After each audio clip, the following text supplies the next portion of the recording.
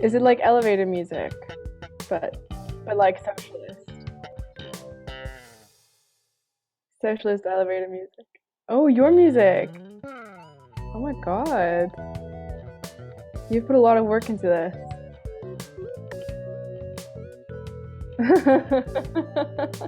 No, it's good. It's good, and I hear a lot of people talk about it. So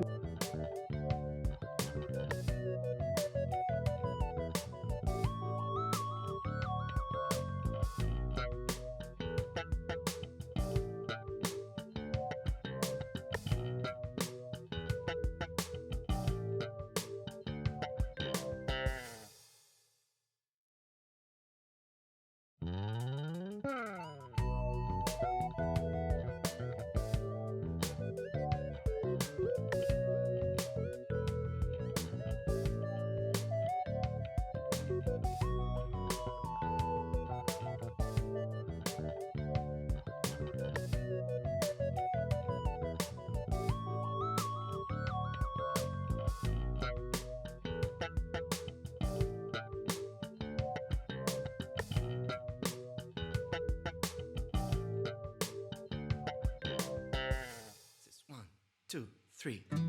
Welcome to all our comrades around the world to the Socialist Sunday Stream.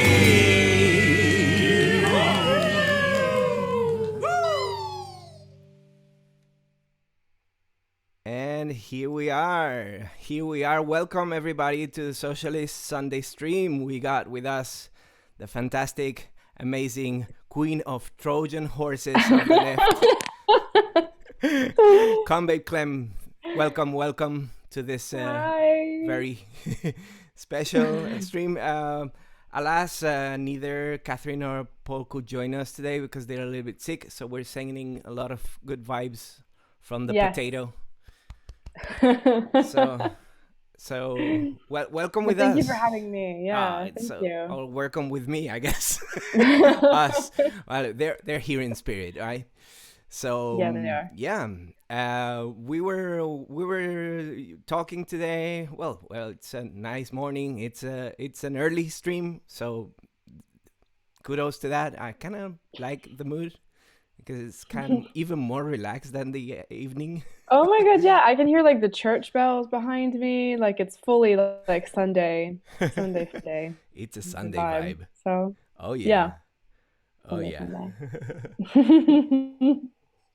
Both got our teas, little coffees. Oh god. There you go. I mean, doesn't get any better You know than what this? You know what this reminds me of? What? This reminds me of like consciousness raising groups.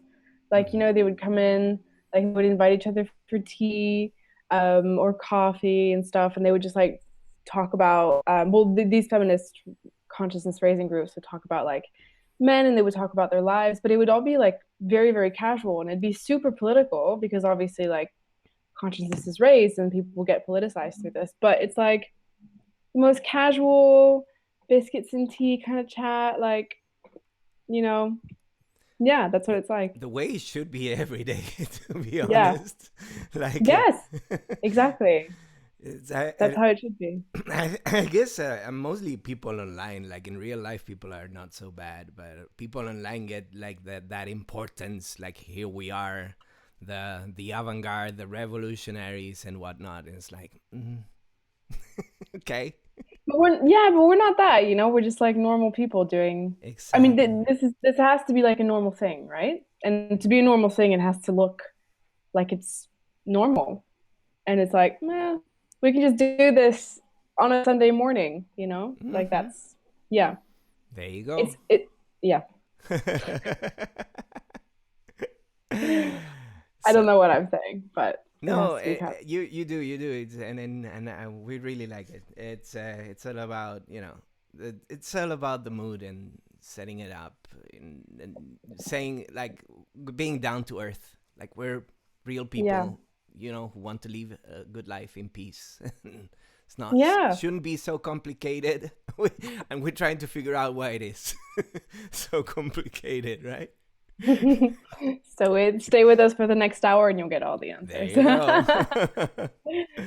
So Yeah. we got fantastic people in the chat today with us. We got Dennis at 4 a.m., Lorca Nagel, and Inga Leonora that I can see. And I'm very glad that Inga could join us today because she lives in Australia, and it's a different time zone. And we usually, when we do this in the afternoon or evening, it's like 3 4 a.m. over there. So very glad to have you all people in the chat with us. Yeah. Thank you for coming. And more fun and games coming up. So glad. Are we gonna play games? I don't know. I don't know about I have that. card games in the back, so Oh, there you go. we can try and like. No, I'm kidding. Have you tried to organize a Skype card game? It's like, I would need another deck on my end, right? yes, exactly. You would just. It's completely yeah. So anyway, yeah, and people in the chat are talking about how Paul is a little bit under the weather. Yeah, we kind of wish he was like hungover or something because that's just brain dehydration. Shouldn't be that problematic. Stay out of booze. Brain dehydration. Stay out of booze because booze is dangerous and fucks up your internal organs inside slowly. So take it easy on it. I just say it would be convenient for people. Just because of that, because it fucks up your internal organs, basically. And what happened? He had like a surgery, an appendix surgery, and he's recovering. And Yeah. and Kathrin also got a little bit sick, so really sorry about that. And but we're setting up the example that when you get sick leave, and it's fine. It's not that we're getting paid for this anyway. So even more so, even if we got paid for this, which we don't, but it's setting up the example. You get sick, you go get better. We're not bound to these digital chains, could say, right? So, yeah, I mean, there's no point. Like, they can't make it. They can't make it. It's fine. Yeah. And recovery and being well, it's important. So there you go. Yeah. I'm very glad that you're doing fantastic today, though. Oh, thank you. I'm also glad I'm doing fantastic. Oh yeah. So we were going to talk about the women's strike, right? Yeah. Tell us all about it. Tell us all about it. What is the women's strike about? What's the point? Where are the targets, and what does it consist on? How can we help? Oh, 5-0. Okay. So recently I recorded an episode with my friend Julia, who I had done a previous episode with about feminism and about lean-in feminism, basically. And she came back to talk about the women's strike. So she's part of an organization called, what's it called? I think it's just Women's Strike, but I'm not. Yeah, I think it's just Women's Strike. And and on the 8th of March, obviously, is International Working Women's Day. So there's always big stuff planned around that. There's always things there to highlight feminist issues and also feminist solutions to patriarchal problems. Let's put it that way. And so she came around for an episode that will be posted soon. And we talked about feminism, and we talked about reproductive labor, and about what the women's strike wants to achieve on March 8th, kind of around the world, because it's an international organization. And so it's pretty big in Madrid. It's pretty big, the women's march. Yeah. In Brazil, it's like massive. In France, it's massive. Like, it's and it gets bigger and bigger every year. The most important thing for me is that the women's strike, which is a very radical and intersectional feminist approach, is gaining more and more terrain on March 8th. So that's really important to us because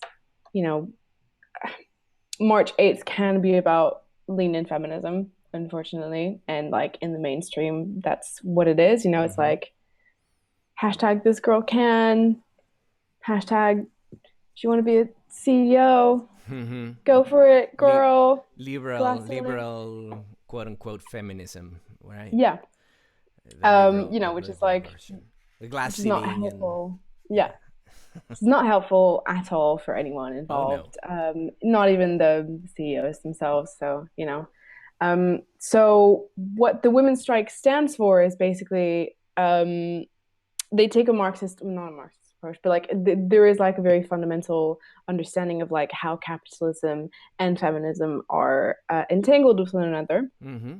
And this year they're focusing especially on reproductive labor and on consumption and on the environmental cost of that consumption. So they really tie in everything with everything, which I think is doing a great job. So on March the 8th, there's going to be a massive demonstration around the country. There are loads of massive demonstrations around the country. The biggest one's going to be in London.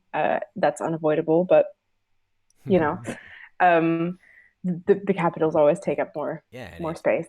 It's yeah. where most people are actually. So yeah, and it's where the centers of political power most of the time are going to be too. Where the most Molotov cocktails should be thrown. The greatest concentration of Molotov cocktails in Minecraft, in a video game. Yeah. And yeah, so there's going to be big demonstrations that are open to all genders. So it's not just for women, but it's for feminist ideas, basically. And there's also going to be loads of other activities around creating the world that we want to see today. Mm-hmm. So there's going to be a lot of... last year, there was this really great thing. I'm trying to look for the leaflet for it. You got it all lined up. I got the leaflet. Wait. Oh, looking for the leaflet. Looking for the leaflet. And here it is. And here it is. They had like these series of things called "My Mom is on Strike." So they would have women come in, like for free. They would have like free childcare on that day, mm-hmm. and they would have like I think they would also have free food and stuff. But basically, have women be able to take a break and like go on strike of their reproductive duties. And talk about feminism, which is like a very, rare thing that you're able to do when you're a full-time carer, when you care for your kids and you have a part-time or full-time job, etc. So that was a day where they basically allowed women and encouraged women to go on strike of their reproductive duties. So that was one of the things. There was also like a party in the evening, where on the day, basically like the whole day, men were doing the reproductive labor. So they were like taking up all the stuff that women would usually do in activism and outside of activism. So like making food, organizing stuff, doing all the behind the scenes stuff. And women and non-binary people actually would be able then to kind of step forward and be spokespersons and be like more vocal and be like, that kind of stuff. So yeah, it's a really good initiative, and people should come to the demos. Yes. If you're a man, you can like contact the group and see how you can help on the day. If you want to help on the day, if you're a woman and non-binary person, you can like, if you're like a carer, you can ask them like, oh, what's happening, etc. Like, I mean, there's going to be like information around anyway on the website. So, loads of stuff that you can do on the day, and it's a really great day to just like be on strike and do some radical feministy things. Oh yeah. Yeah. Oh yeah. But I think. Yeah. No, I think that like this is a really great concept, because obviously it's very difficult to see caring for your children or cooking and cleaning, etc. in like, a world in which it's not seen as work. It's very difficult to imagine being on strike from it, or like imagine what you could do to alleviate that gender imbalance. So yeah, I think it's just a really good idea. It's not just a march. It's not just people going A to B in a demonstration. It's people like actively taking the steps to Yeah. go forward in what would be a feminist world. Yeah, I hear you. It's like changing the narrative, like visualizing that something that can go on strike is should be seen as labor. So it's gonna change a little bit the language, right? Yeah, Yeah, yeah, I hear absolutely. you. I hear you. Also, this this configuration of people taking care of other people's children, or let's say offspring and whatnot. It gives like a hint of what could be like the model of collective care.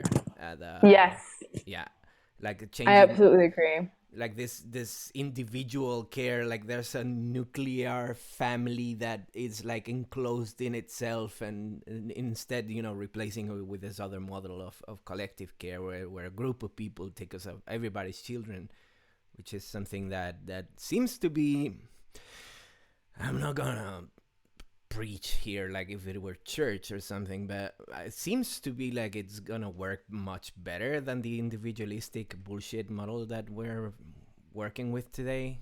Yeah, I mean that's like, I mean the individualistic nuclear family model was like very clearly meant to segregate people into different kinds of labor. Mm-hmm. So it was manufactured for a patriarchal society. It was manufactured to have women be in the home, to have two separate spheres where people belong to, and where two different kind of tasks belong to. And then once that was established, then they could say that the paid work was more valuable and the unpaid work was Yeah. less valuable. Yeah. So abolishing the nuclear family is like a fundamental step in establishing a feminist society. Like that's there's I don't think there's any way around it.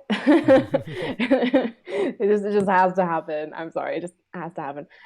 No, but it's yeah, the idea of like collective care, I think for me comes from actually collectively caring for each other. I agree, and distributing the child care, collectivizing it, collectivizing food, collectivizing resources. You know, just putting it all in a little bundle, and yeah, I mean, for me, that's like and everything in this world then that we're going to create has to reflect it. So, for instance, the architecture, of our homes has to reflect it. We can't have little separated, individualized homes anymore. We have to like obviously, like privacy has to still be a thing. Like it can't be like entirely collective, but in order to communalize resources, you probably need to communalize like kitchen space or eateries or Yep. nurseries or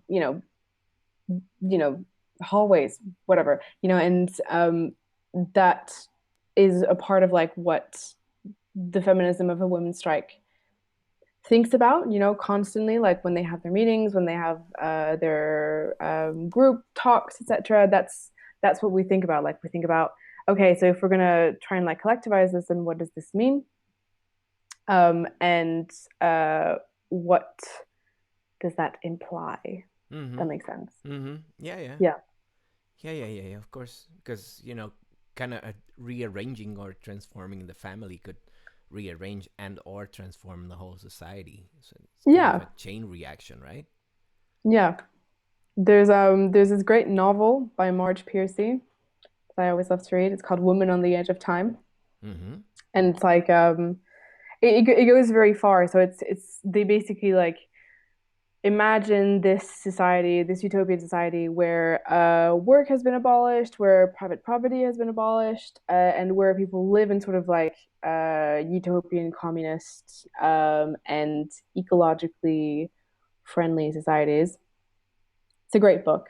They go very far in that women are born ex utero, so they basically have three different types of DNA from three different people, so not just two people, and then they're born in like these artificial wombs, and they don't really have families per se. They just have like the whole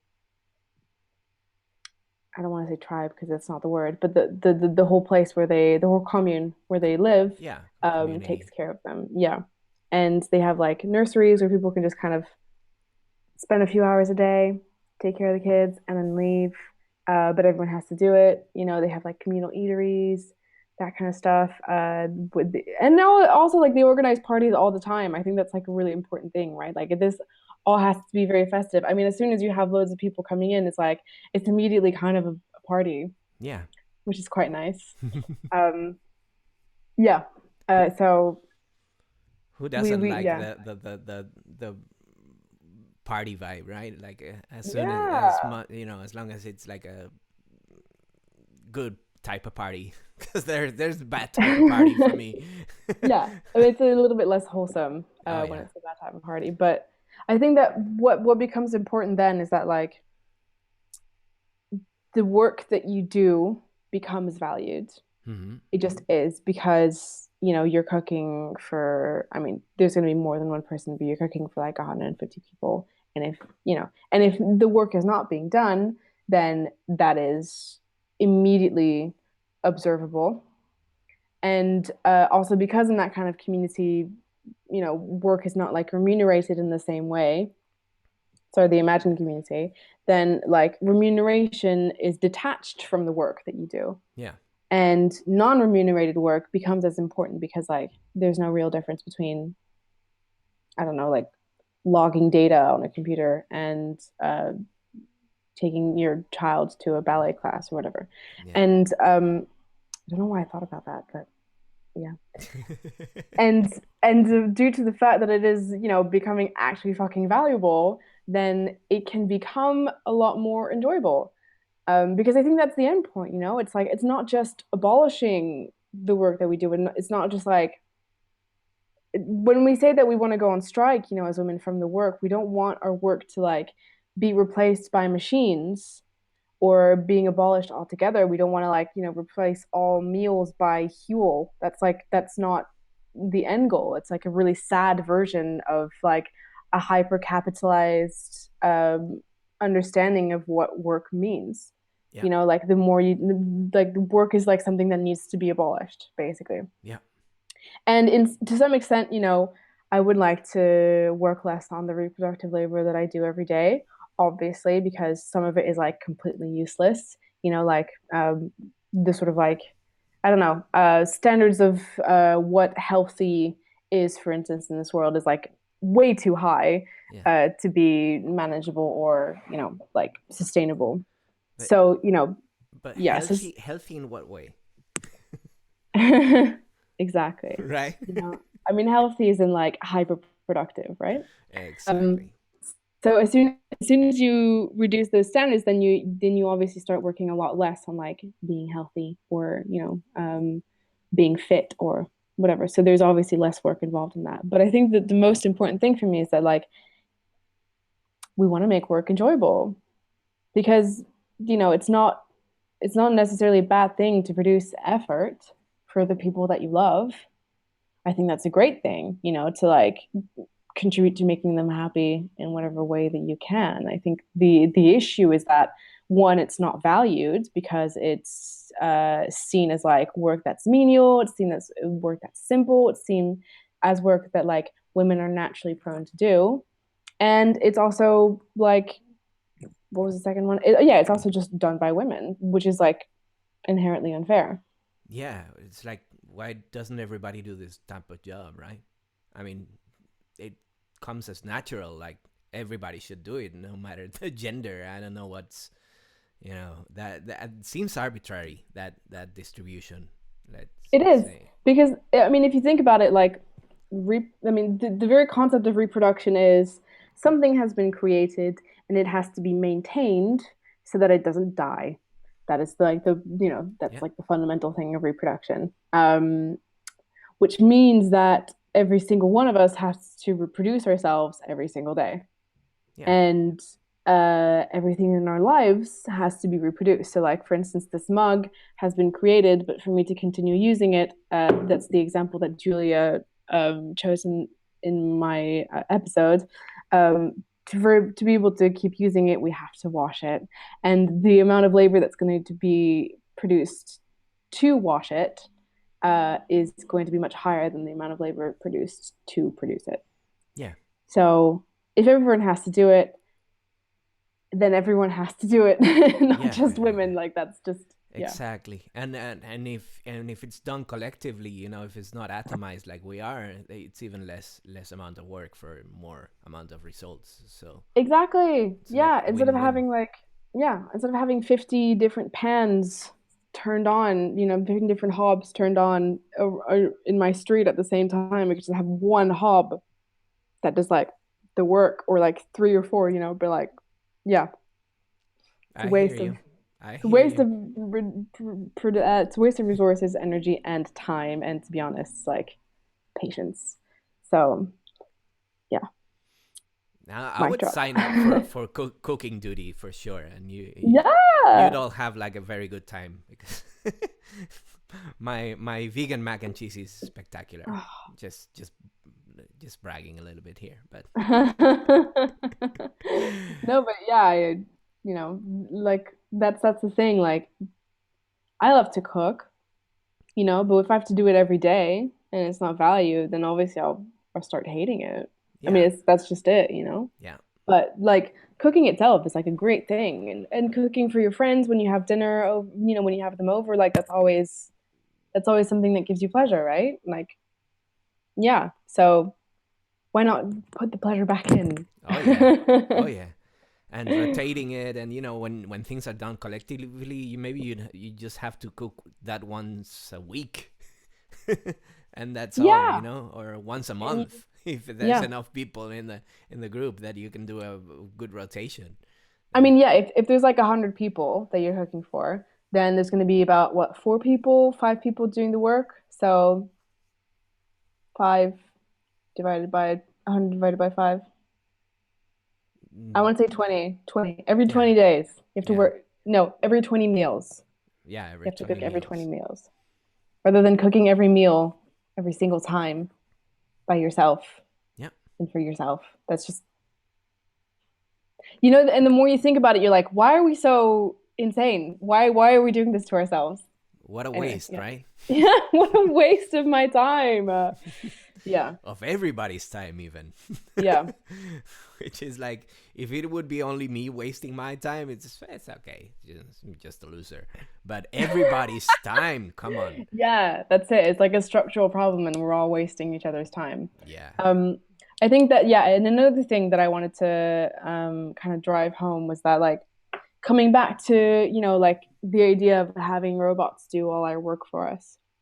Because, that is a thing, and like, I mean, it's a more and more prominent thing, yeah, in capitalism these days. Like, in Japan, they've created care robots to like assist like retired people in retirement homes, or in hospitals. There's like assistance robots like that look more and more human, which is like terrifying. Mm-hmm. But they have created them to solve the lack of availability of nurses, and like all the people that they underpay for the important work that they do. And obviously, because you underpay them, there's going to be less of them available. Just my little 2 cents there. But the thing is that, like, not only are robots doing the work for people who can afford it, but it's also women most of the time that are going to come from the global south that are also going to be replacing the labor of middle class white women, or big corporations, etc. And they're going to be the ones that take on the mantle of the labor. That is what the abolishment of labor in capitalism looks like. It's robots, and it's people in society who are marginalized that take on the labor. Yeah, And I don't know. yeah, There's robots and robots. I mean, dishwasher is one of my favorite robots ever. You know, it's a mechanized way of dealing things. The debate, it would be like replacing the human touch with a non-human, let's say non-human. That's kind of speciesist, but replacing the personal touch with a machine or artificial intelligence, which is like a little bit off. But and think technology is a little bit behind. But whenever we can find more technology to assist us into improving our lives, the better. For me, the way I see it is like the problem is the middleman, the company that goes like, okay, so I'm automating your job, so I'm lowering your salary, or you're fired. That's but Yeah. it's not the machine itself that is the problem. It's the capitalist, basically. Yes, I know, no, but I agree with that. Like in a world, without capitalism, I don't think there should be no machines at all. I think that, there should be like, I mean, although I would say that AI like is incredibly environmentally unfriendly. Um, for the simple reason that like the accumulation of data that is demanded of AI in order to function properly is like just takes up so much like actual hardware energy, because that data needs to be stored, and so it takes up like entire buildings, for instance, of machinery that run like 24/7. Anyway, but I think that the issue, as you say, is that like when it's done by machines in this capital society, it means that automatically the work is even more devalued than it was before, Yeah. because machines are cheaper. And I think that's the issue. It's like what we want to do is, yeah, work less, obviously, and have machines do the work, if possible, or have the work be by itself unnecessary because it contributes to like over bloated ideas of what consumption should look like, or what our life should look like under capitalism, which involves an incredible amount of consumption that's like by itself unnecessary. But I think that, what was the point I was going to make? See, this is what happens when like I confuse Sundays mornings with like 9 a.m. lectures on Tuesday afternoons. I think that it's just so it just sounds like such a quick fix issue to say we don't have enough carers in this society because the work of caring is devalued, and they are underpaid, and they are overworked, and they are stressed, and a lot of it is just done by unpaid family members. Yeah. So we, instead of putting more resources and investing more in the work that these people do, we're just gonna have robots do something that is like that requires a human touch. That requires empathy and care, Yeah. because that's care. Like care is as much changing, I don't know, like helping someone bathe as it is making sure that this person isn't lonely. Yeah. And I don't know, I don't think robots can do that. Like however evolved they are, and they're not very evolved compared to like scenarios like Her, for instance, where people fall in love with AI. But it's like, I don't know, there's still like something very fleshy and nice and warm about humans that I don't want to see disappear, uh, when it comes to care and when it comes to like entertaining human communities. Yeah. Because like as much as I think that it's great that we replace menial labor, like data input, for instance, with robots. I just don't think that like, I don't know, I just don't think that like we should alleviate labor that brings us closer together Yeah. and have it done by robots. Does that make sense? Yeah, I hear you. Like the human touch is irreplaceable in that matter. For that matter, I mean, you were talking about entertaining our, let's say, and yeah, entertaining people. Like the music industry is taking care of that most human parts of the music is being gone, right? Everybody's auto-tuning and electronic musicking and whatnot, and most of the compositions are like done by, let's not say it's an algorithm, but it's like a very simple math that there's this trick in which let's say the human brain likes hey, Paul What's crack? joined us How are for a yous? moment. Hello. Sorry, I've just wait, have you been doing this for like an hour or something already? Yeah. Oh shit, I thought it was starting at 11.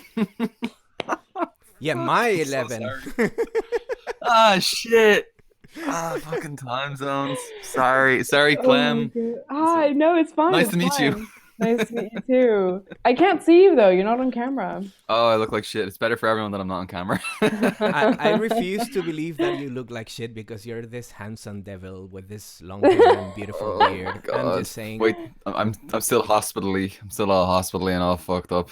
So yeah, not looking my best. But fuck it, who cares anyway? What? So sorry. I'm just jumping in here, and you are probably talking about something really important, and I'm just No, I yeah. think we were just talking about you behind your back. So. Ooh. No, kidding, Yeah, kidding, how's the dick?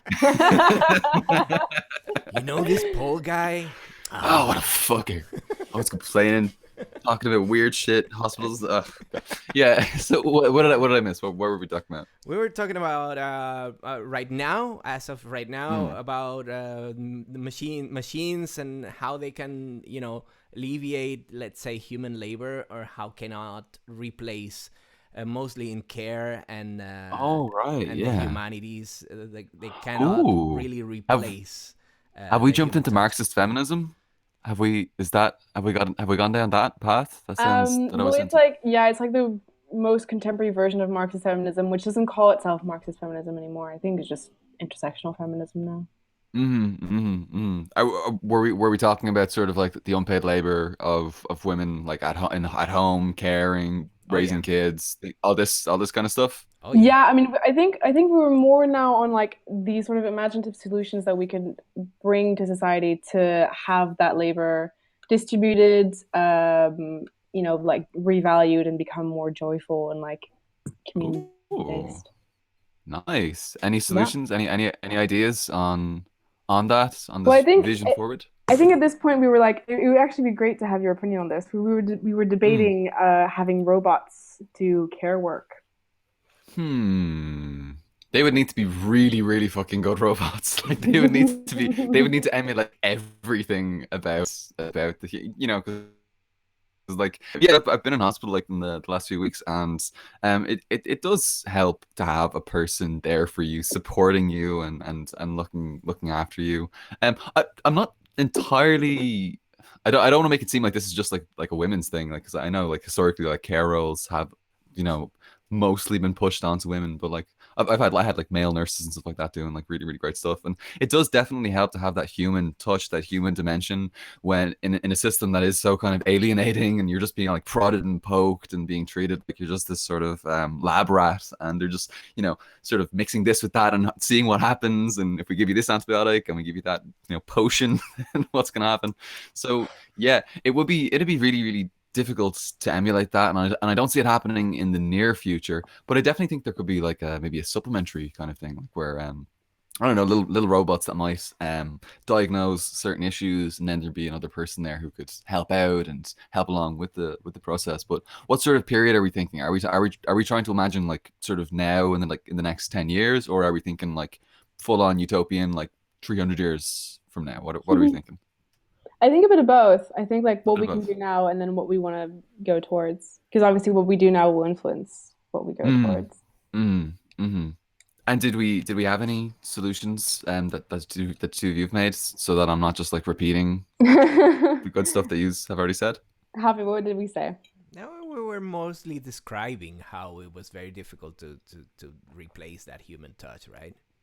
Mm. But overall, like everything, in a very, very general way of speaking. I was trying to tie it down to how the music industry is replacing like music composition mostly, and not just the Oh, right. Yeah. general autotune and synthy stuff that you still need to program as a human, but in a way how many music is being like repeated over and over and over for commercial purposes. How capitalism is kind of destroying commercial music in a way that nobody wants to innovate or express themselves, but to make a song that's catchy enough, because the brain likes what it already knows. So if a song sounds slightly like another song, or like the millennial whoa, I think they called it, or something like that. Does the hook, yeah. Yeah, that Yeah, one. yeah. So how everybody repeats all of these things, and that they're taking commercial music to a point where it could be automated, but also devoid of kind of spirit and stuff, and it would have like a no really expression value. Also, I managed to, with this pop-up filter, there's like one of these spongy pop-up filters. If you reverse it a little bit, and it becomes like a tiny mushroom hat.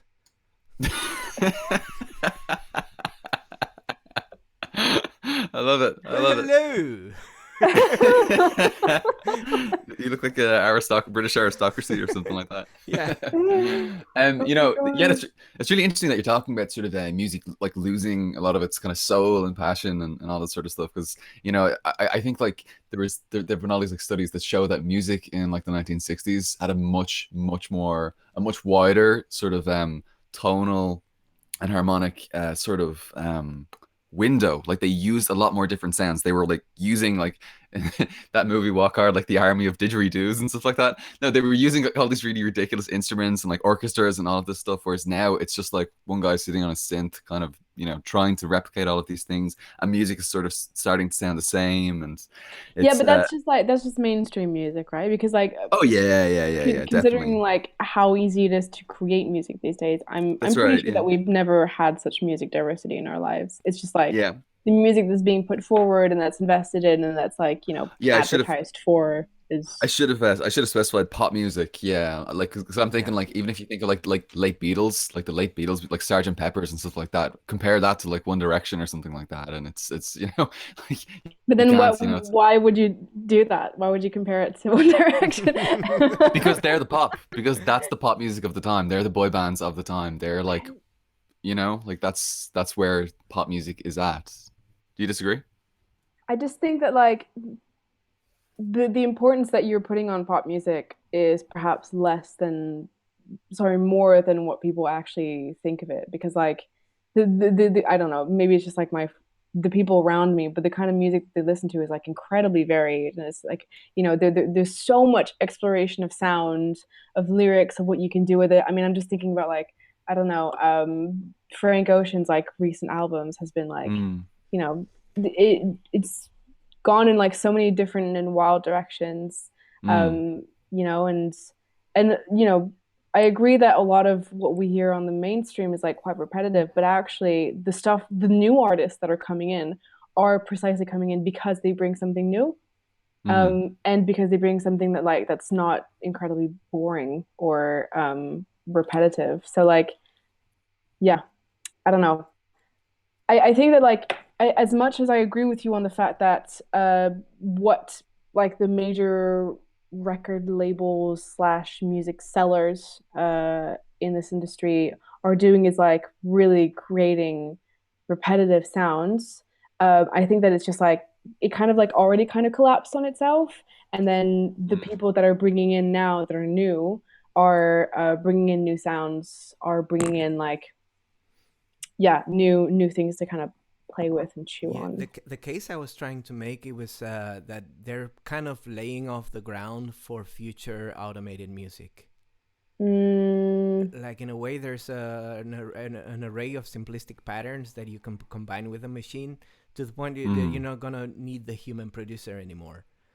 See, I really disagree with that. I mean, like, so I understand that what the point you're trying to make about like automating, and I think that there is going to be a part of that that's going to be true.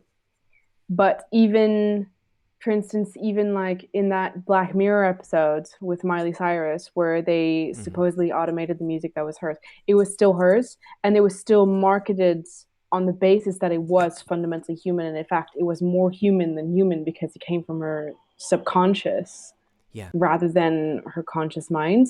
And so even though there is like a lot of machinery involved and like a lot of technology involved in it, um, again, it's just like care, you know, like there's something so fundamental in music, in just vibrations. It sounds so hippie. I'm so sorry for Yeah, the no, person who I thought I hear was a you. hippie in the comments. I definitely am. But it's just so fundamentally human that I just don't see people accepting it being automated to the extent where, you know, the human element is But gone. what I think I'm trying to do, and I agree with you on that, is just that what I think they're trying to do is like when in politics you shift the overton window to one or the other side, what they're trying to do is to shift this other window, let's call it window, towards people more accepting of sucky, machine-made, soulless stuff. Because it doesn't matter. Because they're trying to shift the culture in a way that in all kinds of arts and like trying to lower the bar all the time so things can be made in that way and Okay, people yeah. would not recognize that there's no soul in it because they're not gonna care anymore. And but I agree with you that it's irreplaceable, absolutely. That sounds like a great like what is it called? Like theory. Shoot, like some sort of like plot. Like there's a plot by the music industry to remove humans so that they don't have to pay them anymore. Or it could even be Would like make a lazy sense. dynamic, you know. I wouldn't, you know, I always say that never attribute to a complex conspiracy what can be explained with a simple Oh yeah, yeah, yeah, With yeah. Don't laziness. worry. yeah. I love Simple that. Structural mismanagement. laziness. Yeah. Yeah, yeah, yeah. It would make sense. I mean, if you look back even at like the Motown eras, like the hit machines and all of these things, like their whole business was on like pumping out hit records and hits, literally just hits. You know, it wasn't really about art or anything like that. So it would make sense that they are in some way incentivized to, as you said, Javi, like shift people towards accepting something that's a little bit less, let's say, raw or authentic or something like that. Mhm. But then again, of course, as Clem has pointed out, there's always going to be people who are seeking out, I think, a lot more than just that like corporate kind of cold, Well, yeah, because you at the know. end of the day, it's not going to work, you know, like, and Mm, it's not working. The Yeah. only reason why it's still working today is because they've managed to feed on the creativity of other people, who have come in and done some amazing things and like corporatized it. But they can't invent anything by themselves, you know. Yeah. Like left to their own devices, they're done for. Yeah. Yeah, yeah. it could be more like the system itself. It's operating by itself without any actual actors having an actual plan. It's just, you know, capitalist dynamics are gonna lead to this reduction. Let's say to this like lowering the bar because it's Mm, easier because it's the path of least resistance in these mm, circumstances. Sorry for mm. dragging this into the music.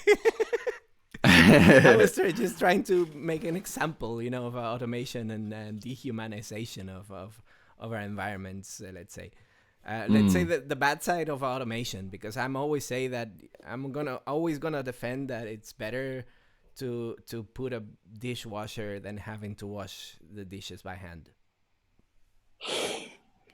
No, it is, you know, like Yeah, I but agree on that one.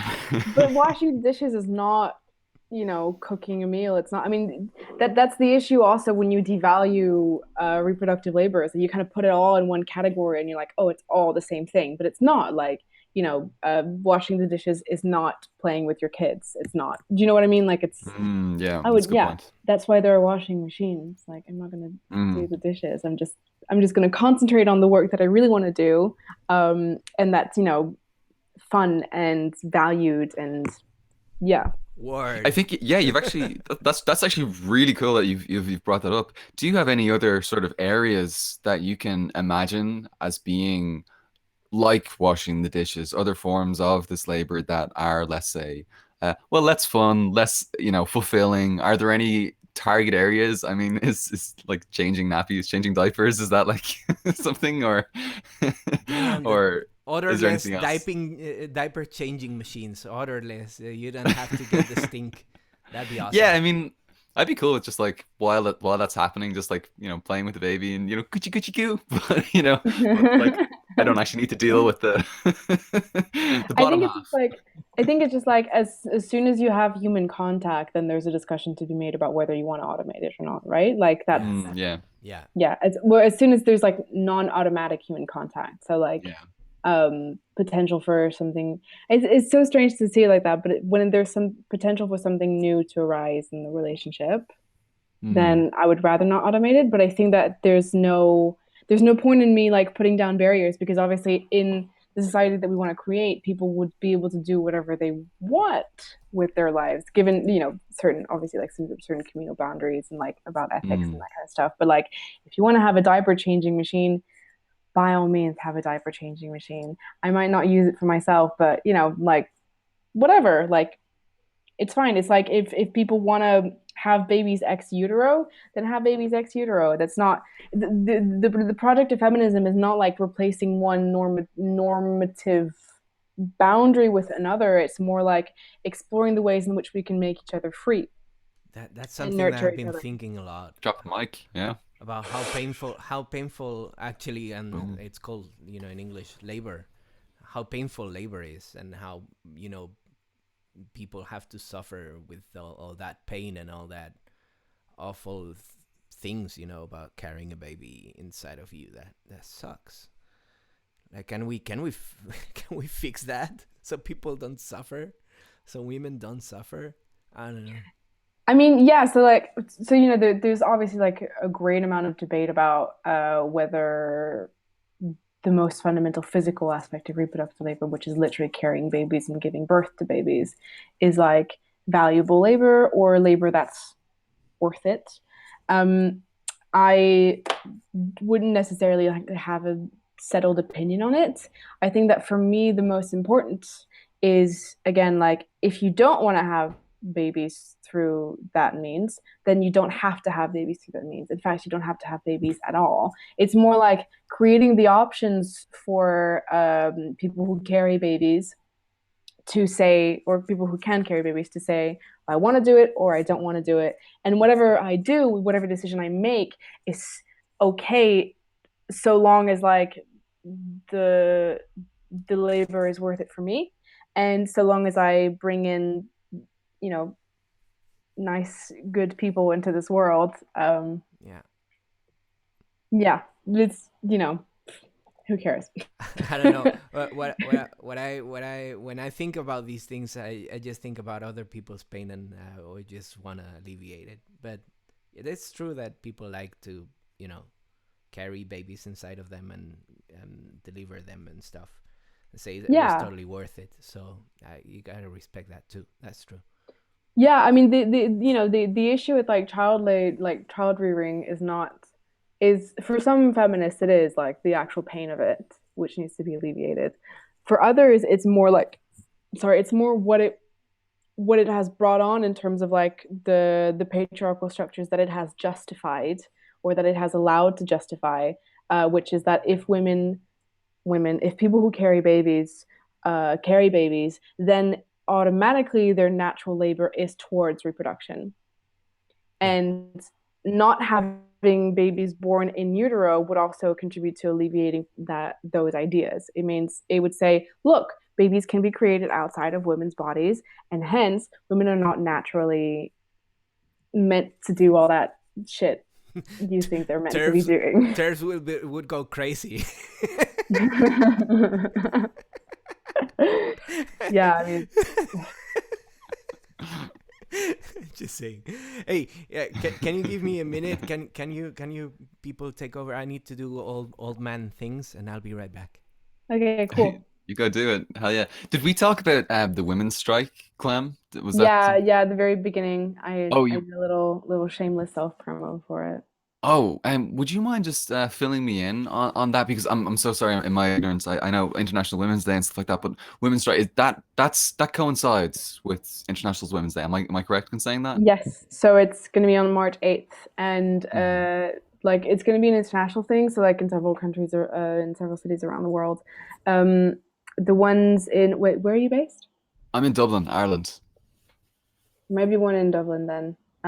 I know that like in London where I'm based, I'm so sorry I haven't like Oh really no, it's cool. looked Don't around, worry. but yeah, but they're organizing like marches, demonstrations, also like opportunities for women to go on strike from the reproductive labor. So like Mm. offering free childcare, offering free meals, etc. to Oh, women, that's and cool. like and also like having these meetings where we can actually talk about the world that we want to see.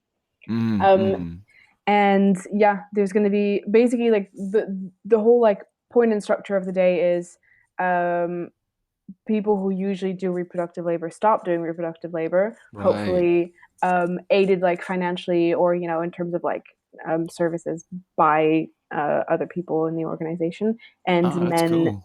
or people who don't usually do reproductive labor take up the work That is a great idea. basically. Yeah, Yeah. that's really cool. And how? Sorry, if you don't mind, I'm not sure how this came about. Is there like an organization sort of behind this that's working towards this, or? Yeah, an organization called Women's Strike, actually. I have a person here Okay, that. Very it's probably hiding there. straightforward. I'm gonna have to Google this one actually. So women's strike. Yeah. Also, there's a lot of things going. I mean, it's several organizations, so basically coinciding. So, for instance, Right. last year they also had a demonstration for sex workers for Mm. decrim that was organized by not Women's Strike, but by a sex workers organization, and I can't Mm. remember who it is. Yeah, so there's like sex workers. There's like I can't remember who else, but it's basically like a Mm. coalition of people working on March 8th to bring about a radical feminist agenda. It's badass. So you have a big one of those going on in London then. Is that right? Oh yeah, it's gonna be massive. It's gonna be so great. Deadly. And there's Oh, gonna be a cool. party, and all the men are gonna cook. Yes, That's It's gonna amazing. be great. Hell yeah. That's the future we want to see. I'm up for cooking. Yes. Yeah. Yeah, actually, it's funny. It was in my relationship. My wife is I'm basically my wife and I have agreed that basically I'm gonna be the stay-at-home dad and like look after the kids and Aw. stuff like that. We don't have kids or anything like that now, but like probably in a few years maybe we'll think about doing that. And she's like, yeah, like she's like really like career, really career focused and stuff like that, and I'm just kind of like a slacker. So it works pretty well. Yeah. So yeah, I'm totally down for this, and I probably need to get used to this idea of reproductive labor and um, I learning think how to like cook better food. I think it's like, yeah, as long as it's well distributed and as long as you feel like your work is valued, then like Mhm. okay, that's great. Like that's what we want. Yeah, totally, absolutely. Yeah. Mm. Sorry, Yeah. Although, Dirty Commies come and the Cognitive Society are in the house, so welcome. Sorry. Wait, hey, wait, wait, hey, wait. hey, hey. Oh, and can I also say thank you so much to Inga Leonora, because yesterday she sent me some. Well, it was yesterday for me. I think it's today for her still. But she sent me some really, really good exercises to help ease my current illness. So thank you so much, Inga, for Oh, that. what And did she send? she basically just gave me. So I had an appendectomy like 3 weeks ago. Like appendicitis. I had to get my appendix removed. Excuse me. And I've been having some issues the last few days, and she just basically gave me some hip exercises to ease with the pain in the area, and yeah, they've actually been really, really helpful. So I just want to give a little So shout out to Inga. So thank you so we much could say that you for have that. like a more straightforward intestine right now. A What? what? Sorry, I didn't catch that. We could say Yeah. that you have like a more straightforward intestine right now. Yeah, I guess detangled. Yeah, no, This she is did humor a. therapy. It's really bad. Because I'm really bad at humor, but Join the club. Inga All is an right. amazing comrade who lives in Yeah, Australia. Yeah, I totally agree. agree. She's always like supporting my videos, and I really She's appreciate it. fantastic. Okay, Yeah. I'm ready. And I'm really sad that I missed out on the Cognitive Society stream as well. But yeah, I've just been messed up recently. I'm Oh yeah, afraid. And come on. hey, Lurkin and Dirty Commies come. Come on, I'm surprised that you're forcing yourself to be with us right now. So I'm really Oh no, it's a grateful for pleasure. that. Oh no, with two fantastic creators, wouldn't miss it. Well, I mean, I wouldn't miss it willingly. Obviously, I did miss the first hour. It's fine. That's the human touch. Yeah, you don't get that with your AI. Going back to the technology debate, what can Yeah. what can a guy do to support the women's strike? There's a good question. Yeah, I mean, like, so if you want to participate in, and if you know that something's happening in your city, just like contact them and be like, hey, da da da da, I would love to Mm. help. What can I do? Because there's loads of reproductive labor happening. So like, you could take care of the kids. You could like organize some stuff. You can cook, clean, take care of like transporting banners from one way to another. Oh yeah, yeah. Like they basically like all the stuff that's like behind the scenes that needs to be done, Mm. and that women will be doing that day. But yeah, like any way you want to help, just contact them. I think they'd be like they'd love to get more help from people and like more support. So yeah, don't hesitate. Great idea. Great idea. Yeah. Gonna do that. I'm really sorry. I have to leave soon because I need to go do some boring reproductive labor. Uh, but it was really nice talking Cool. to you, both of you, and I hope that that helps. Educated And me anyway. yay! Yeah, I'm sorry I have to leave just when you're arriving. Oh, It it's sounds like cool. I'm No. avoiding you, but I am. No, I'm kidding. That's fair. But yeah, I hope I'll see you both around, and Cool. yeah, like the next time you have this, invite me. I'd love to come around again. Absolutely. Cool. Yeah, Well, thanks so much for coming on. And sorry no for missing worries. like the vast majority of it. It's all right. Oh my God. Get better Cool. soon, Paul, and Thanks so much. yeah, chat to you soon, Javi. Have Cool. a good See you. one. Bye, everyone. Bye. Cool. So there you All right, go. Javi. Combabe Clem, fantastic comrade. So good to have you with us. And yeah, what are you up to, Paul? How you hanging in there? We're still live, but I'm gonna ask you. I basically just woke up like about 10:30 or 10 or so. Whenever I messaged you there, I was just like, oh yeah, okay, I got another half an hour or an hour until until the stream starts, so I'm just gonna relax a little bit, you know. Oh my God, just like the last few days have been hell, have been so messy for me. I was well, people who saw me on Twitter probably know what I've been going through. I had all the symptoms for intra-abdominal abscess, which happens after you get an appendectomy, and so like I had all of the symptoms, and the mortality rate of that is like 35%. So if you have that, shit, and there's like like 1 in 3 chances that you're basically going to die as a result of it, so it was pretty fucked up. So for about 3 days, I was just like, yep, I'm going to die.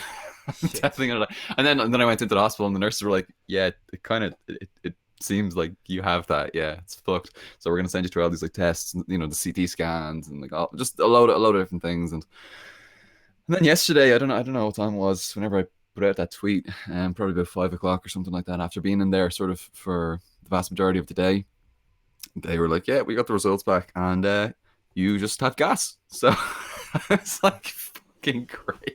Happy fire time. Absolutely, I had a Off fart with the attack already. shit. Yeah, No, it's the worst though, because it's trapped. It's like trapped gas or something like that. So that I sucks. haven't had the relief just yet. So I'm still kind of suffering here. But fuck it, who cares? I'm gonna be alive. I'm not gonna die. Jeez, I feel like a complete dick missing out on Clem's stream there. I feel like such a shithead for that. Sorry about that. I completely, yeah, fucked up there. Well, for a sick person, you've been shooting videos like a crazy maniac, good person. I've been yeah, that's I've been sort of staggered. Like I had that video, the election results, I had that election result video done like 2 days before I'd released it. So it was, it was unlisted on YouTube, and then I just sort of, I think I released on what was it, Thursday or something like that. But Thursday I was just like, in reality, in Thursday I was like in agony. I was just like dying. I was like, oh my God, this is the worst thing ever. But like on camera, it was just like, oh hey, there's Paul cheering and being happy because this, center left party's been successful Story in of my Ireland. life. Yeah, Pretending to be happy on camera. Oh, too real. Too fucking real. Fuck. Yeah. Yeah. And yeah, actually being very happy to be talking with you. So it's nice to talk as that. well. But yeah, I'm definitely still feeling the Feeling Well, the the burn. recovery period. Feeling Feeling the burn. the Yeah, speaking the of wrong which, one. feeling the burn, the Bernie Sanders. Yeah, he's doing pretty well these days. So looks like the centre left's doing pretty okay at the moment worldwide, which is pretty nice to hear. I Yeah, think how are you doing? Sinn Féin should be running in the US too. It'd be nice, yeah, because they could say they're Republican, that they're nationalists, and everyone in the US would be like, "Yeah, woo, nationalist Republicans, great," and they would Boom. get that that's like the complete opposite thing over here. Like, yep, you just elected a bunch of socialists. Okay. Well, democratic socialists.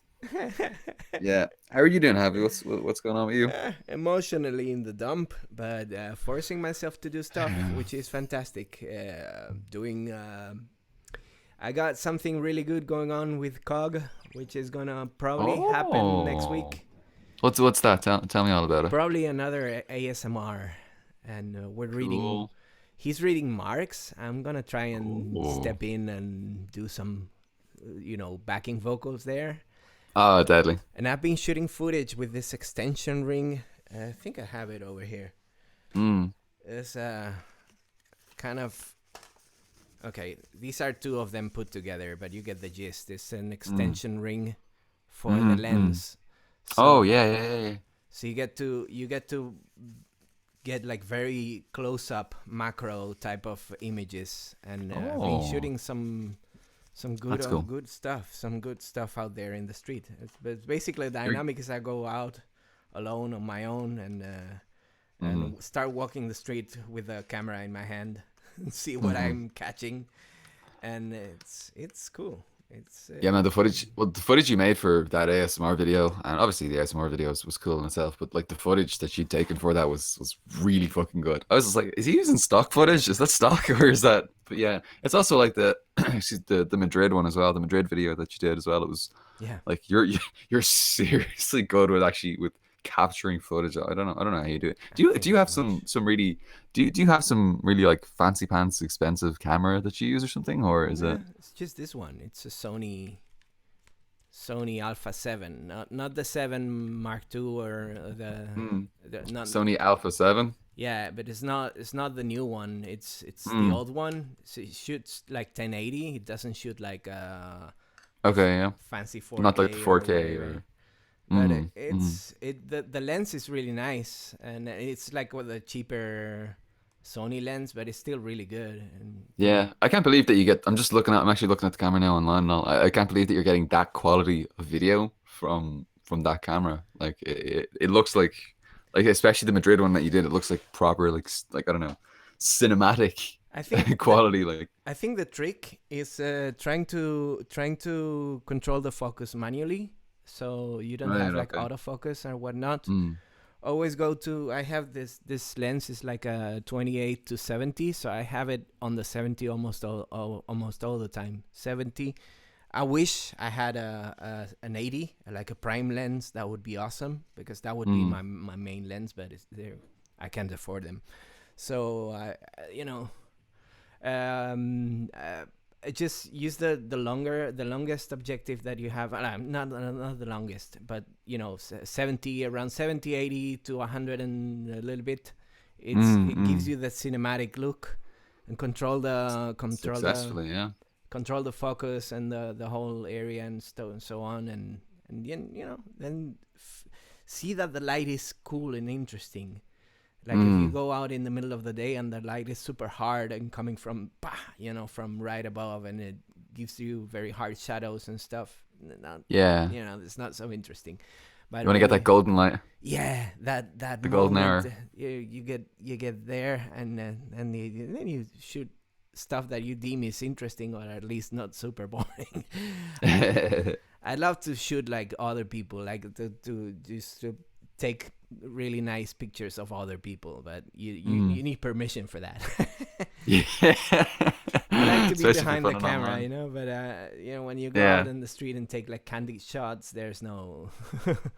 But it's mostly technical, finding the light, finding the moment, and controlling the optics, basically.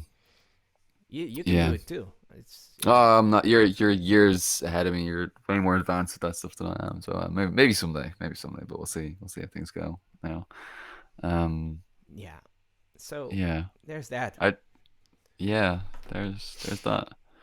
You can film some good stuff too if you want to. You gotta need to learn the technical stuff. Heffy is in the house. Well, I only use a little webcam. I only use that's my problem. So I can't really take that around with me. I use like this little webcam. This I think it's a Logitech, isn't it? Yeah. Yeah, Logitech HD 1080 thing, but it's like a C3PO or something like that. So yeah, I don't really have like one of those camera, but yeah, no, I think that's the job done. So took it. Yeah, get one of these, man. Second hand, they gotta be cheap. The Sony Alpha 7. Yeah, Like the first model, it's a little bit older, and now they gotta be like really on the cheap with the lens, with this lens, the 28 to 70. And yeah, it's not like the best cinema lens or whatever, but you can shoot some interesting stuff with it, you know. And then I got the stabilizer. The stabilizer is really cool. It's a little bit big. You mount the camera inside of here. And that's the huge. cage, and you got like the most interesting thing is this thing. It's like a wheel for the focus.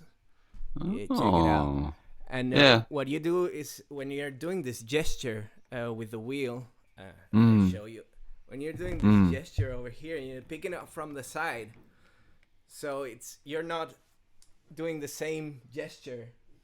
Say as you were handling the camera from over here, and you got it like in your hand like that, and you're doing this other gesture which tilts the camera. You move, and it moves. So you lose it. When it's mounted there on the shoulder, you press the lever, and then it doesn't, changes the focus. Yeah, it doesn't. But it doesn't move the camera. It doesn't swing the camera around, and I love that shit. Yeah, that's really cool. And this one's got a mount for a microphone, and then below here goes like this other sound recorder, so you can record the sound separately. Like this, which is called Tascam something. Is that a sound recorder that you have right there? Yeah. Oh. This records sound, so you mount it like below, over here. And you got a big ass rig, You're not gonna take candid shots. Selfie. Yeah. Ain't gonna happen. But I'm looking to make like actual like short movies and stuff. Seems like you're well equipped for it. Yeah. I even have like a clapper. I saw that you had that before. I remember you're taking little pictures of it, and it's cool. Yeah, so it was on the cheap, like one of those cheap clappers. But still, clapper needs to make the noise, and you have to write down the stuff. That don't get fooled by getting an expensive clapper. It's pointless. I used to just do this. Because it's the frame when the hands get together, it needs to be with a peak that the sound makes, like it makes. So like you can match them up. Yeah.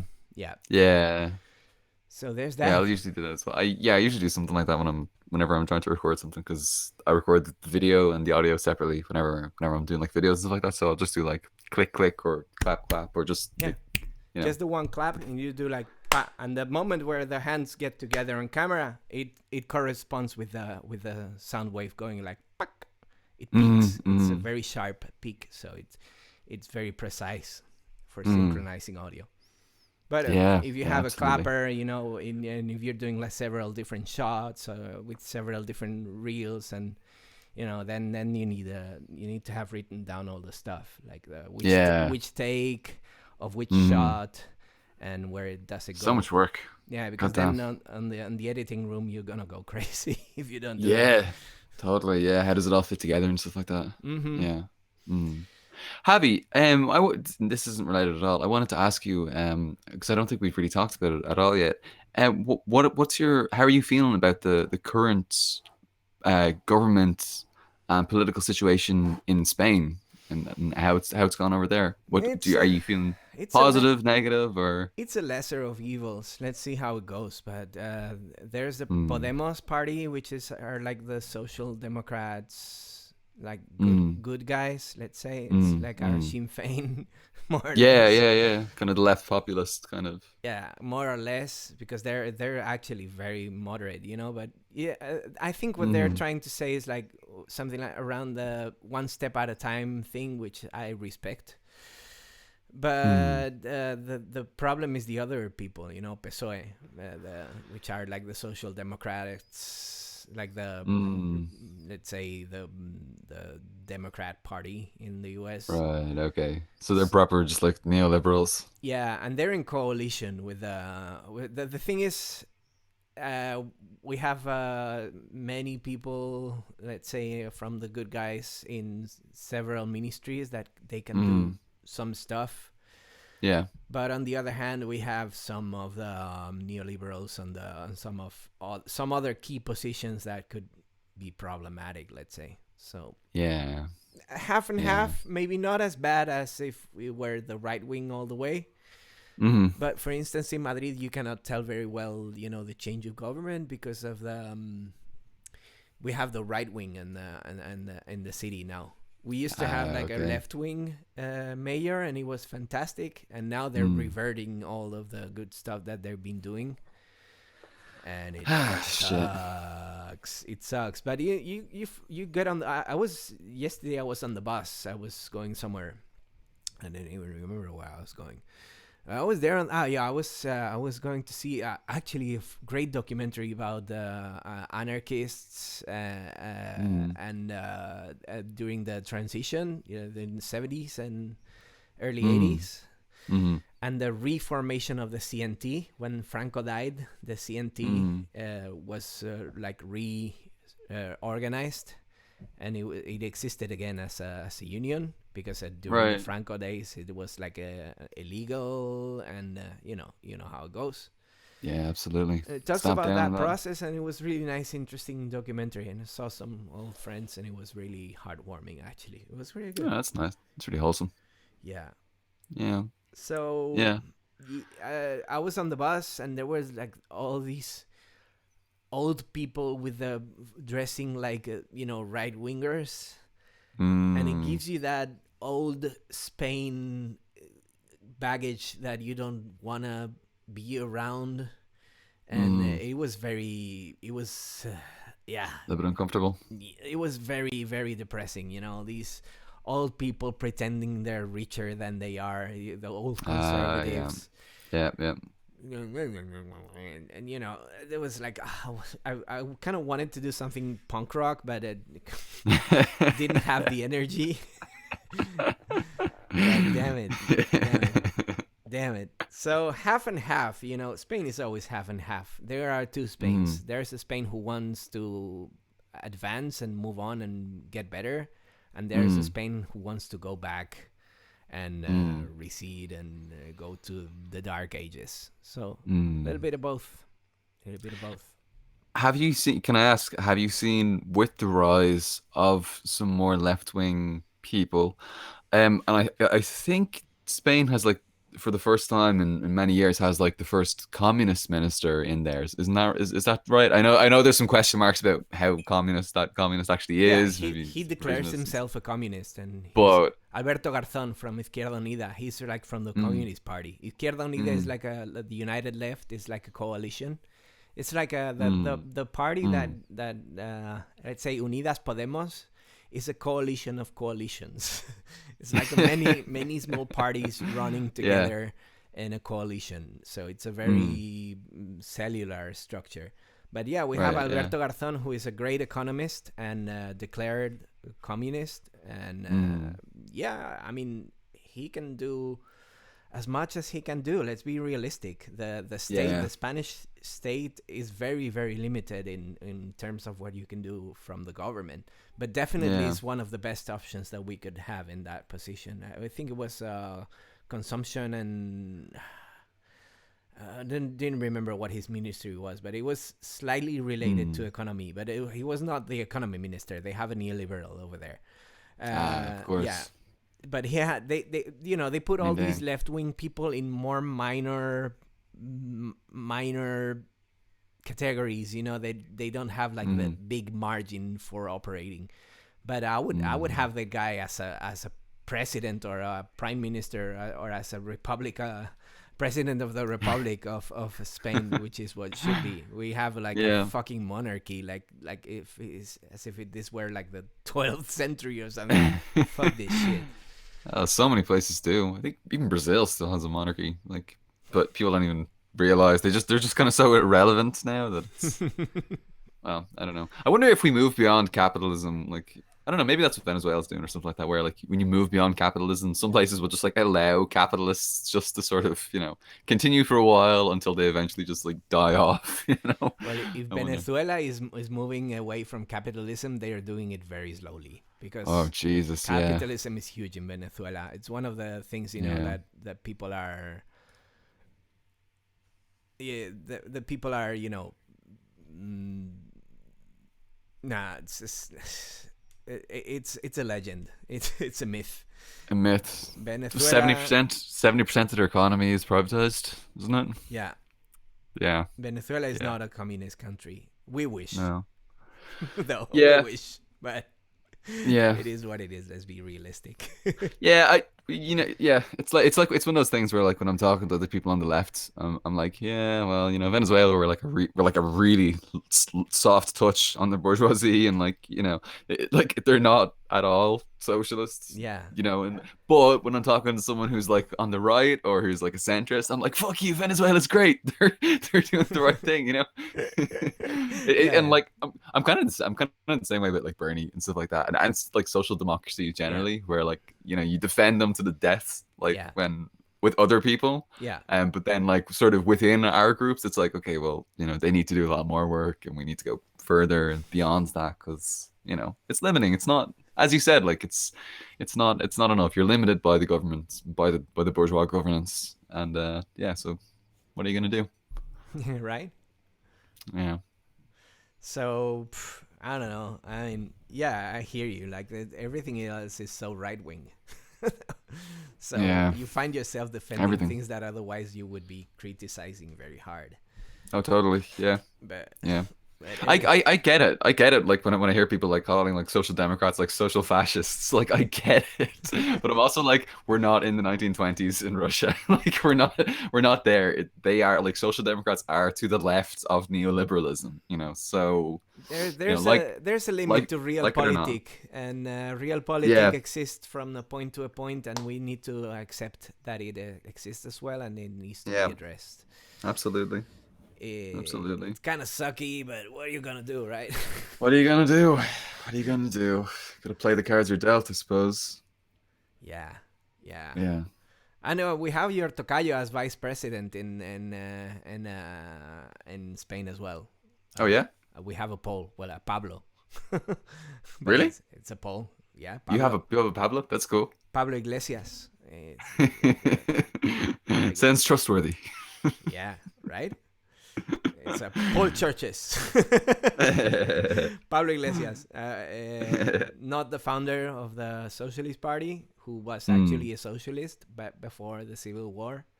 Right. Way back when. Yeah, I think I made a video about it, but you did. That was cool. And it's so shitty. It's so shitty when you see these parties that like start off as actual socialist parties, just devolving through opportunism, just devolving into these, either neoliberal or, sort of the weakest form of social democratic parties that you can imagine. It happened with the Labour Party in Ireland. In Ireland, we always talk about James Connolly. James Connolly's like our hero. He was like this Marxist socialist Republican, and he's just like a revolutionary that we all look up to, and he formed the Labour Party in Ireland, and now the Labour Party is basically centre to centre right, and they've been the implementers of austerity. 2011 we saw that when they propped up the Fianna, I think it was Fianna Fáil government, or was it Fine Gael? My head isn't really straight at the moment. Either or, they're the same fucking thing. They're the same fucking centre-right thing. It doesn't matter.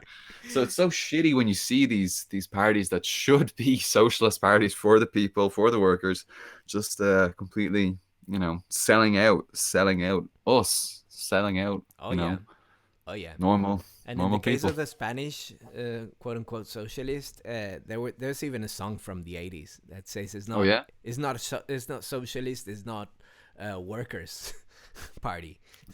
Yeah. It was funny, and it's not even Spanish. Like PSOE is like Partido Socialista Obrero de España. No? It's a socialist party, or Socialist Workers Party of Spain. And it's like it could be called just the P, the party, because it's not socialist, it's not workers, It's not for the workers, and it's barely Spanish in a way that it serves so many U.S. interests that what's the point? It's so disappointing. It is. But we see them, we got them, and We got our eyes on them. There's always like two sides to the Spanish story in a way that there's the big right, the recessive Spain that is like, I want to go back to the Middle Ages, and there's also the good Spain who wants to be modern, who wants to move away from capitalism, wants people to live happy and in peace, and we vote for those motherfuckers. Those are our people. Those are us. In a way, all of us in the world. Yeah. Is there a movement like are there grassroots movements like with people, like with the people? Is it strong? Is the left strong with you? It is as strong as it can be. It is as strong as it can be outside the state. It's pretty nice. But the movements we rely a lot on spaces, and we had like the squatter movement was super strong back in the 90s, late 80s, early 90s. It was huge, and CNT is not what it used to be, alas, and but we have like many collectives and organizations. We're very atomized, alas. We it would be awesome too, but we have like some alternative media, and we're structured a little bit around them, and that's really nice, But that's good that you have that at least. We have the numbers, the people. We don't have the unity, I guess, and that needs to be worked on. Yeah, that was a massive problem in Ireland as well. That was a huge thing in Ireland where like there was like 11 parties in our government, and I think 7 or 8 of the parties were like left of center. And so there was just this massive kind of shattered, fractured left. But at least for this election, we really sort of seem to have come together a little bit more. Like we really had like there was like that hashtag vote left and hashtag transfer left thing like online where parties were kind of supporting each other, and there was kind of that consensus that okay, we all need to get our shit together and to support each other and to give that critical support, even though we have our disagreements, even though, this party's Marxist-Leninist, this party's Trotskyist, this party's Social Democrat, this party's, Green, whatever it might be. Like it actually, they were genuinely working together, and that was nice to see. Yeah, that's the thing, strategic unity and not actual unity, because that's not gonna happen because everybody's hooked up with their own mind, their own shit, and, yeah. But a strategic unity, and unity for strategy for defeating the right, who are very 100%. Organized, and they have the money and the means to oppress us. So cool. Yeah, they do. They really do. Damn, I wish I could be like in Ireland or something. That would be awesome. Like, come on over. Having a job over there and saying, "Yo," being neighbors. You need to work on the accent. How are you? You need to start with how are you. That's we don't say hi. How are you? There you go. How are you? How are you? I would catch up in no time for sure. You gotta be exposed to it. Yeah, Ireland's a pretty okay place to be at the moment. Yeah, but it's definitely. My favorite Irish accent though is from the north, from the Ulster and all those places. It's fantastic. Best accent in the world. Oh my god, you should listen to controversial figure, but you should listen to Gerry Adams, the former leader or former head of Sinn Féin, and he just has like the best accent in the world. I am not a member of the IRA. This thing, you're like, what? It's just, he sounds like a bear. It's just amazing. He has like the best voice ever. Oh my god. What's his name again? I'm gonna look it up. Gerry Adams. Gerry Adams. So, Gerry Adams. Yeah. GERRYADAMS. GERRYAD. I think so. Anyway, I think this is fine. First one comes is Arkansas, but I guess it's Ireland or something. Let me see if I can. I might be spelling that incorrectly. Maybe there's two D's in it. No. Jerry Adams. Yeah, he looks like Santa Claus. Oh yeah, there you go. Okay. The Santa Claus. Yeah. He's grown his hair long now, so he looks like he's in the Bee Gees or something like that, which is Republican cool. from Sinn Féin. Yeah. An Irish Republican politician. Yeah. He used to be a lot more in the 70s and 80s. He used to be a lot more like upfront with his socialism. Like he was a lot more like revolutionary socialist, always talking about capitalism is awful and so on and so forth. But then he just sort of shifted more towards saying he's Republican. It's kind of just that thing where in the US and actually all across the world they tried to downplay Sinn Féin's socialism, like or democratic socialism, where they're like, oh yeah, we're Republican, we're we're not socialists. So all that talk about nationalizing things, don't worry about that. And that's and then meanwhile, like at their Ardèche, at their like their conference, their party conference, just like last year, just in November, the end of last year, they're like, we pay tribute to the ongoing revolution of Cuba, the ongoing revolutions in Venezuela and Bolivia, all these places, and we support them and we stand alongside them and support them in their move towards a fairer society. And you're just like, there really is actually there's I'm not saying that they are like these revolutionary or radical socialists or anything like that, but there's definitely a certain group within Sinn Féin who are like full on Marxist Leninists and full on like hardcore socialists. So yeah, that's always been part of it. Anyway, the point is Jerry Adams has the best voice in the world, and you should just listen to him talking anytime you want. If you're looking for like ASMR or something like that, Jerry's your man. I'm sorry if anyone is from the north of Ireland listening, because I am probably butchering their accents. They can feel free to make fun of the Dublin accent as much as they want. It's a lovely accent nonetheless, and Cog is right that he looks a little bit like he could be in the Bee Gees. Yeah, you've probably seen the more recent picture. Yeah, since he stepped down from being the party leader, he's grown his hair long. When he was party leader, it was like really short, and he was really like respectable looking and all this. But now he's just like grown it out, and he really really looks like the lead singer of the Bee Gees. Everybody has in falsetto, and he's like, oh, staying alive, staying alive, staying alive. Guy. Yeah, that's maybe. Okay, so we've been going on for about 1 hour 30. Yeah, I think we're probably. I'm pretty wrecked, to be honest. So let's get you maybe rested, we'll wrap it up. Yes. Cool. Thank you for having me. I'm so sorry that I missed like nearly the first hour of that. Jesus, I came in like 10:50 thinking I was like, oh, I'm early. I'm like 10 minutes early. Then I was like, oh shit, I'm an hour late. It can happen to the best of us. Don't worry about it. It's no biggie. Sorry about that. Don't worry about it. Don't worry. Thanks, don't man. even think about Appreciate it. that. Oh, brother. Well, I won't be thinking. I'll be going back to bed. Hope you're doing well, and same time next week, I suppose, or well, probably later next week. Probably later. But, I kind of like the morning vibe. I was talking about it before with Clem. Oh yeah. Yeah, it's like chill and nice.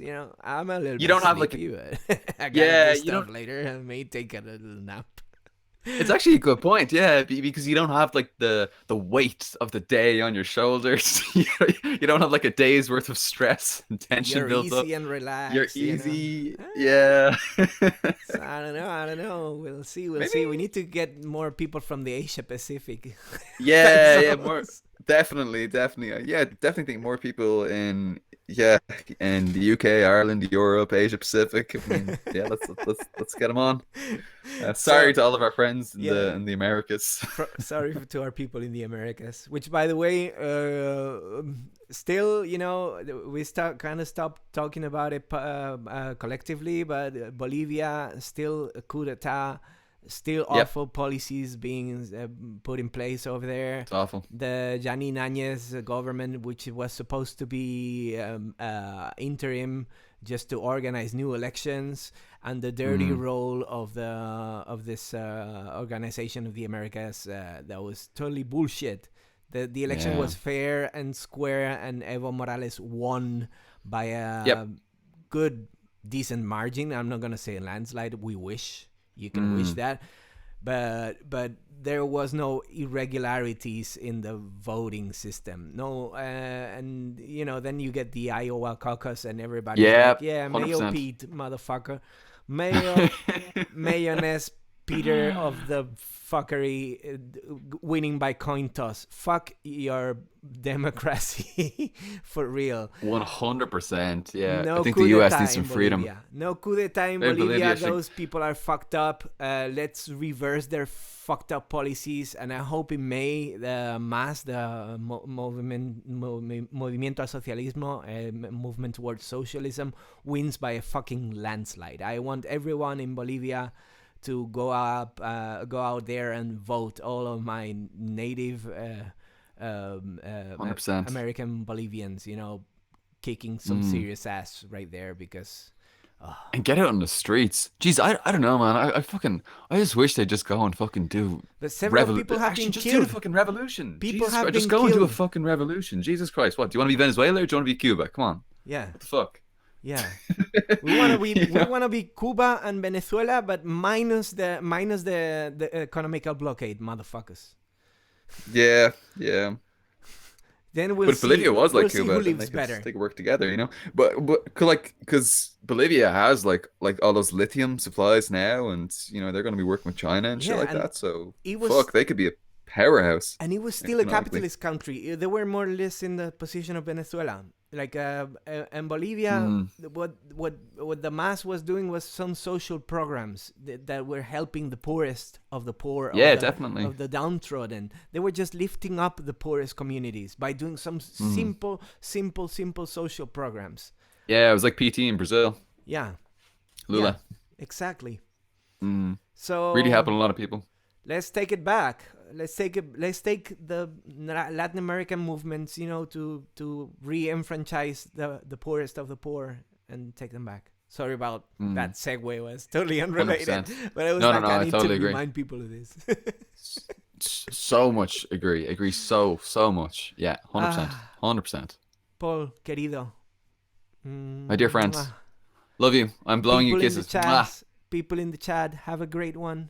This was a special Socialist Sunday stream. Thank you so much, everybody in chat. Lurkin, I can see Inga, TCS, River Ransom, Denny's at 4 a.m. Lots of love to you all. And anyone else who was in there, Midnight Palm Tree. And of course, lots of love to Clem for coming on. Yes. Fantastic. Thank you so much. Great. Bye. Cheers, everyone. Slán go fóill. Take care. Bye-bye.